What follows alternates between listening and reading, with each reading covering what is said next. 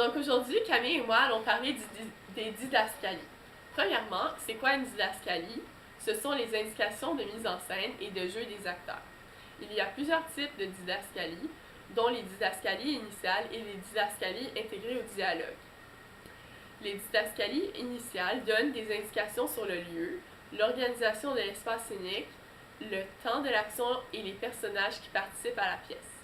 Les didascalies intégrées au dialogue comportent les didascalies dénominatives, qui sont les noms des personnages avant chaque réplique, les didascalies expressives, les sentiments, les attitudes ou les tons à employer, donc l'intonation des personnages, et les didascalies liées à l'action, qui sont les déplacements et les gestes des personnages. Bref, elles renseignent sur l'attitude des personnages, l'intonation appropriée, la position physique, les jeux de lumière et les décors. Où sont placées les didascalies dans le texte? Les didascalies peuvent suivre le nom du personnage ou encore être placées en parenthèse en italique dans le corps du texte. Quelles sont les fonctions des didascalies? Premièrement, elles indiquent le lieu où se passe l'action ou des accessoires du décor. Elles décrivent aussi sommairement l'état psychologique d'un personnage. Elles donnent un détail sur le sentiment à exprimer par un personnage.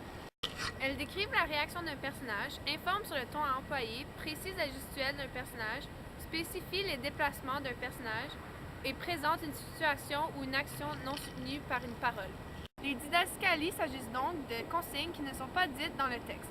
En conclusion, les didascalies donnent de l'information à l'acteur, au metteur en scène et au lecteur.